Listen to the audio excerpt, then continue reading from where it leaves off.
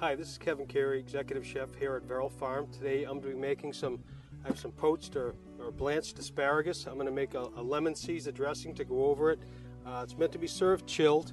What I've done is I've washed the asparagus well. When you wash your asparagus, you want to soak it in water and lift it out. So if any sand that gets into your asparagus from the soil, it drains to the bottom of the sink and not clings to your asparagus. After that, I drop it in boiling water for 2 minutes. Drain it, and I drop it back into cold water to shock it to stop the cooking so they're nice and crisp and maintain the nice bright green color. To go with this, I like to just serve it, again, chilled, lined up like soldiers on a plate.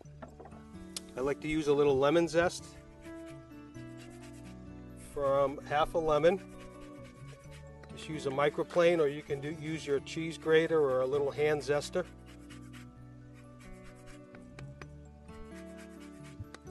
Then I take the juice from the whole lemon,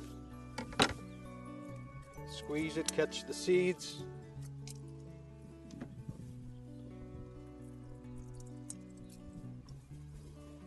Then I have a couple tablespoons of Parmesan cheese.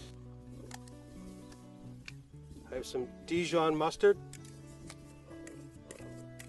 1 tablespoon, teaspoon of chopped garlic, and some olive oil,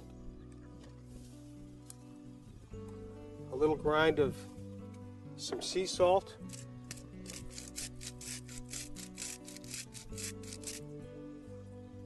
and I just like to whisk that together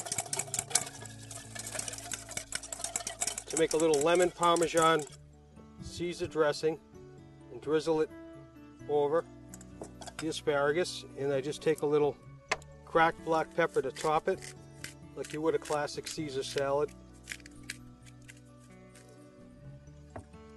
Now you can serve a nice summer chilled vegetable with a lemon Parmesan dressing.